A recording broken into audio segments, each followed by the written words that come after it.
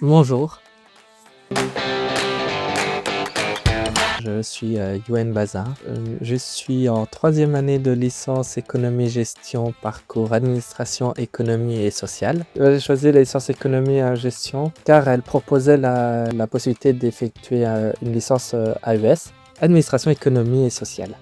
Et pour rester toujours dans le côté privé, plus en approche avec les étudiants que dans le public où on est 500 ou voire 1000, donc c'est beaucoup plus compliqué. Là, c'était vraiment, comme c'est me dit, à taille humaine, très, très intéressant. Là, chaque personne est vraiment suivie individuelle.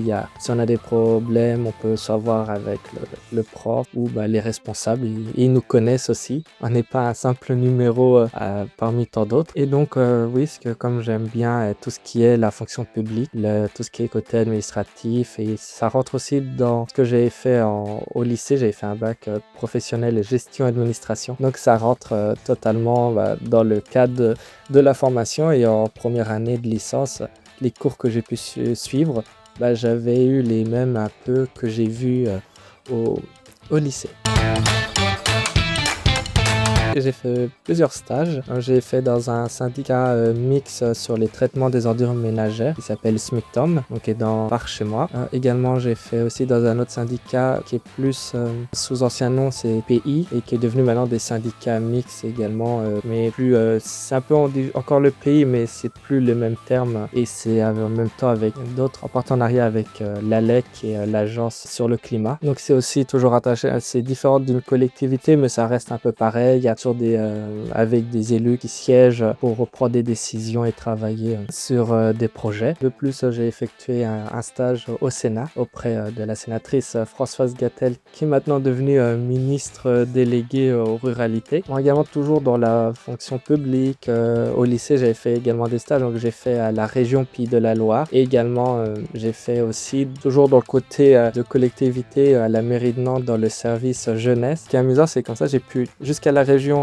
être dans le service jeunesse. Je rembobine, donc j'ai fait la région, puis la mairie de Nantes, et avant j'ai fait une association sur la jeunesse, sur les jeunes, qui était, si ma mémoire, que ça a fait un petit moment, que c'était la première année de bac, vers Malakoff. Mais oui, j'ai commencé dans une association jeunesse, puis j'ai rencontré lors d'une réunion sur un projet de dynamiser, je veux dire, les quartiers priorités de la ville. J'ai rencontré une élue, une adjointe qui s'occupe de la jeunesse, et j'ai sympathisé avec elle pour pouvoir faire un stage en première directement à la mairie de Nantes. Et lors de l'inauguration au lycée du CDI et de la salle des profs, et qui avait eu un budget de la région, la présidente de région était venue, et c'était à la rentrée de septembre. J'ai échangé avec la présidente, elle a vu que j'étais intéressé et m'a proposé d'effectuer un stage à la région. Et donc grâce à l'échange que c'était dans notre formation en gestion d'administration, qui était d'accueillir le public, organiser l'inauguration dans ce cadre-là. Et donc,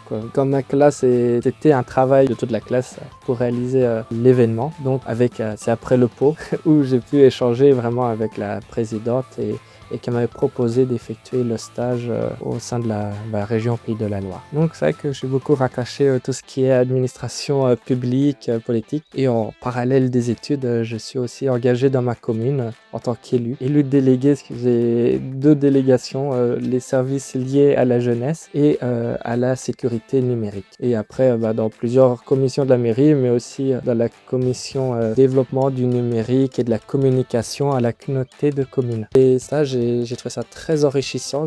Ça renforce encore plus mon envie de m'engager en tant qu'élu, parce que c'est ce qui me plaît, parce que c'est dans les collectivités ou administrations publiques, c'est les élus qui travaillent et après les agents qui mettent en place les projets des élus. Et donc le fait d'avoir des idées, de créer des projets, de les mettre en application à renforcer, travailler dans différents services auprès d'une mairie, d'une région. Bon, j'ai pas encore fait le département département. C'est ce qui manque, mais aussi avec le Sénat, voir comment la sénatrice travaillait, comment ça fonctionnait aussi au sein du Sénat, parce que l'Assemblée nationale, on connaît, c'est visible, on voit même en cours, on parle beaucoup de l'Assemblée nationale, mais très peu le Sénat, et on se rend compte que c'est très intéressant, c'est différent, c'est un autre monde dans le Sénat, et de pouvoir aller n'importe où visiter. Il y a le côté aussi découvrir le Sénat que je connaissais pas, parce que l'Assemblée nationale, j'avais déjà visité il y a très longtemps, même si je me rappelle plus trop à quoi ça ressemble, mais j'avais déjà visité. Et c'est vrai qu'avec le Sénat, où rencontrer, sans avoir les gardes de corps des ministres, dans l'escalier d'honneur, j'avais croisé Rachida Dati, et j'ai pu lui dire bonjour. Comme ça, c'est tranquille. Donc c'était très intéressant. Ou aussi quand il y a les questions au gouvernement qui sont tous les mercredis au Sénat, voir comment ça se passait, la cérémonie quand Gérard Larcher il quitte son bureau pour aller à l'hémicycle. Il y a les gardes républicaines qui sont alignés avec des tambours, des épées qui saluent le président du Sénat qui avance, et le général qui est au bout qui salue le président, et hop, il rentre dans la salle. Il y a tout un protocole qui est impressionnant à voir, et que les questions gouvernement sont ouvertes au public. On peut demander à notre sénateur ou sénatrice de recevoir une invitation pour assister une après-midi au Sénat pour voir comment ça fonctionne également. Et à la fin de la séance, on sort, et on peut voir les ministres à 1 mètre d'eux. C'est vraiment quelque chose de très différent de ce qu'on a l'habitude vers chez nous. J'ai adoré. Et aussi connaître toujours au Sénat, quelque chose qu'on s'attend pas, et c'est très intéressant. Et c'est vrai qu'en faisant ce travail-là, ça m'a donné un peu envie d'être assistant parlementaire ou collaborateur parlementaire. Les deux termes correspondent à ce que j'ai entendu les deux fois, soit l'assistant, soit collaborateur, c'est pareil. Que j'ai cru comprendre que j'avais posé cette question, parce que je fais, j'entends assistant, j'entends collaborateur, et l'assistant est plus lié à l'Assemblée nationale, et le collaborateur plus au Sénat.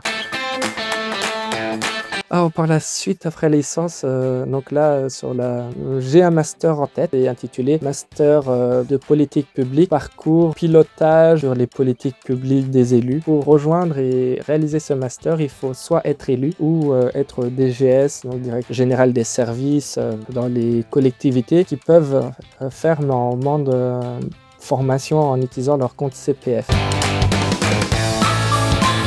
Pas très fan des maths, même si de base j'arrive à me débrouiller, je comprends. Même si c'est différent, l'apprentissage de certains sujets, parce que c'est quand même un peu plus à un niveau plus élevé. Le fait que en bac professionnel, il y avait certains niveaux de connaissances que je n'ai pas, mais au final, quand je regarde les cours, on peut apprendre, on a les cours pour réussir, et c'est accessible à tout le monde. Si on souhaite vraiment se donner à fond, on peut le réussir. On peut pas vraiment rencontrer de difficultés. Je fais les études pour acquérir des connaissances, mais côté général, et c'est vrai que l'économie, c'est intéressant. De plus, comme je veux m'intégrer dans la vie politique, même locale ou nationale, c'est des sujets actuels, et que c'est très intéressant de savoir de quoi on parle et comment fonctionne l'économie à tout niveau. Et comme actuellement aussi, là on entame le budget pour 2025 dans les collectivités. Bon, j'avoue que qu'on voit en cours, c'est un peu quand on a les cours de finance ou de comptable, c'est plus privé dans les entreprises, qui est totalement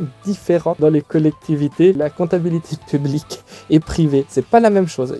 Et c'est vrai que pour même des élus qui travaillent dans des entreprises en finance et qui viennent dans les collectivités, même pour eux, tout ce qui est l'investissement, le fonctionnement est très différent.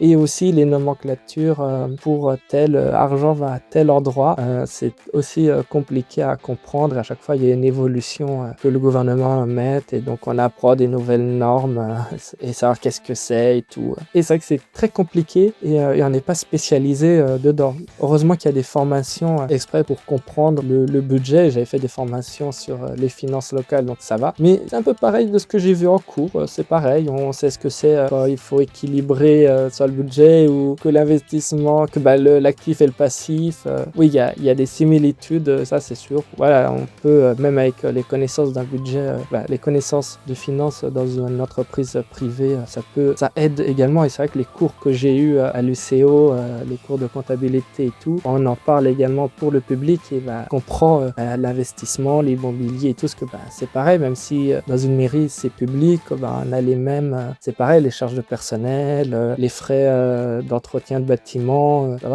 ça rentre dans telle ligne, c'est-à-dire que le numéro est différent par rapport au privé. C'est deux choses totalement différentes, mais au final qui se ressemblent, juste que c'est pas les mêmes noms. Donc ça nous perd un peu et qu'on trouve ça un peu plus fouillé, et que ça serait bien dès que la comptabilité publique soit un peu pareil en termes de terminaison pour pas qu'on ne soit perdu. Et oui, les cours à l'UCO ont beaucoup et c'est ça que moi j'aime bien. Après c'est aussi en choix des enseignants. Si les enseignants, s'ils arrivent à nous attirer le regard, à être captivés par ce qu'ils présentent et qui mettent de l'énergie, les cours se rendent beaucoup plus attirants et on passe de meilleurs délais, même si on n'aime pas par exemple telle matière. Mais en général, non, j'ai pas de matière moins aimée, parce qu'au final j'aime bien et que je l'ai choisi. Donc c'est ça aussi, il y a le côté, de toute façon je me suis engagé et moi c'est vrai, je m'engage, je me tiens au bout et je me donne à fond pour réussir et au moins, de toute façon c'est pas perdu, on apprend toujours au quotidien, voilà. J'ai bien aimé tout ce qui était marketing, en première année, la prof que j'ai eu en marketing était très intéressante et en plus c'est intéressant parce que on n'était pas que à rester assis et à gratter, on avait aussi des travaux de groupe, des projets un peu de concours qu'on a pu faire avec d'autres groupes de la classe, donc c'est intéressant et c'est intéressant de mettre ce qu'on apprend en application et ça aide beaucoup pour l'apprentissage. Je ne me mets pas de pression, moi si j'ai la moyenne c'est nickel, il n'y a pas mort d'homme. Moi je suis là juste pour apprendre les connaissances, c'est intéressant. Les matières, même si par exemple ils ne me plaisent pas ou autre, c'est intéressant de savoir parce que c'est un peu de la culture générale et je trouve ça très intéressant de connaître. Oui, j'ai Bessie en deuxième année, j'avais aimé, c'était l'institution internationale. Ça c'était intéressant sur les institutions internationales et on avait fait une présentation d'une actualité internationale, présenter une institution internationale et je me rappelle j'avais présenté l'ESA, ce que j'aime bien, tout ce qui est le domaine spatial. Donc ça, c'était très intéressant. Je me rappelle en première année, on parle de l'espace. En première année, en informatique, il fallait nous expliquer comment utiliser Word. Il fallait juste faire un sujet et présenter avec tout ce que nous avait enseigné. Et j'avais fait aussi sur l'espace, mais à travers un jeu. Qui est Star Citizen, qui est dans le domaine spatial, et j'adore ce jeu, donc vraiment c'est mon meilleur jeu. Et on avait aussi un travail de groupe qui était présenté, on avait un sujet, donc les jeux en réseau, et donc il fallait expliquer au jury qu'est-ce qu'est un jeu en réseau, et après présenter un jeu en réseau, et également on avait mis en avant Star Citizen. Donc c'est vrai que c'est très intéressant, plus à l'aise tout ce qui est l'expression à l'oral qu'à l'écrit, c'est plus facile. Et en plus faire des expositions, c'est vrai que j'adore faire les diaporamas. Et je me mets à fond dans mes diaporamas des fois. Je me rappelle, j'avais fait un montage vidéo, ça m'a pris 9 heures pour seulement 1 minute. Mais je me mets à fond pour après le présenter devant les jurys, j'adore. Et là, en troisième année, là, par exemple, le cours de marketing, parce que le prof, il est dynamique, il est drôle. Donc c'est vrai que j'aime bien ça. Pour moi, ça donne envie d'apprendre, de chercher. On peut faire des blagues aussi. C'est amusant, ça rend le cours plus vivant et on apprend mieux parce qu'on participe et tout, que rester à rien dire et juste à écrire, que gratter. Il y en a que ils arrivent à apprendre comme ça ou d'autres, ils peuvent pas. Donc c'est vrai qu'il faut adapter les deux situations. Moi, je sais que c'est plus avec l'échange, avec des exemples où on peut participer que juste écrire. Parce que quand on écrit et que le prof il parle, moi je sais très bien, j'écris, j'entends que le prof parle, mais j'enregistre pas ce qu'il dit, parce que je suis concentré à écrire. Donc c'est vrai que c'est pas pratique. C'est vrai que je constate que, et ça rentre aussi dans un de mes projets d'ambition après les études ou même ce que j'aimerais faire, qui est de m'engager dans la vie politique.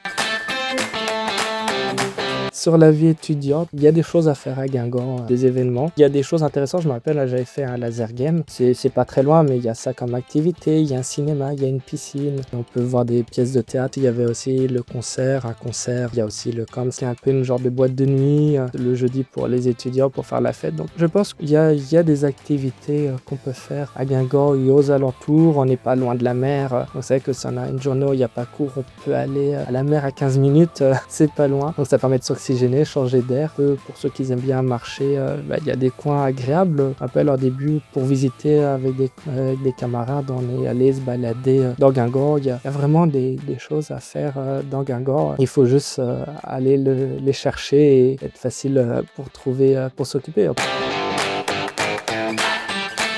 Dans ce qui était bien aussi dans la filière que j'ai choisie à l'UCO, c'est qu'il y a l'opportunité d'effectuer un semestre en Erasmus, seulement un semestre, pas une année complète.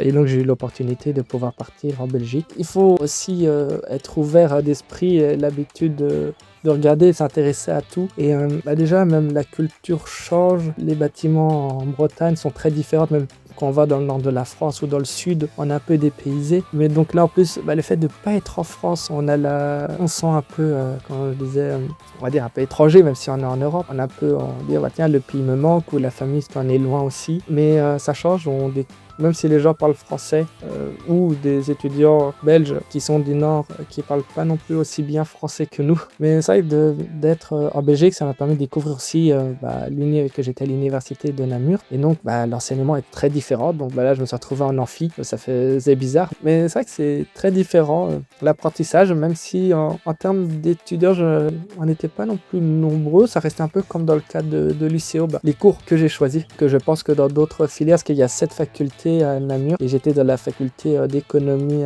gestion et j'ai choisi des matières un peu également, j'ai fait ça aussi pour découvrir aussi d'autres cours. J'ai choisi l'historiographie et également sociologie et histoire des médias qui est dans la faculté histoire et lettres. Donc j'ai découvert aussi des étudiants qui vont être dans l'histoire ou chercheurs dans la littérature. Donc c'est très intéressant d'avoir 2 approches différentes sur l'enseignement. Mais oui, l'apprentissage c'est pareil. Beaucoup de travaux de groupe, c'est très intéressant. Après, en dehors de l'université, un peu la vie étudiante chez eux est très différente de chez nous. C'est quand même un budget pour aller en Belgique pendant une année. En plus, également, j'ai de mon côté, en tant qu'élu, j'étais intéressé de savoir comment fonctionnait la politique chez eux qui est très différente de chez nous. Donc c'est vrai que c'est intéressant de savoir, il y a des choses intéressantes. 3 ans, ça passe vite, c'est sûr.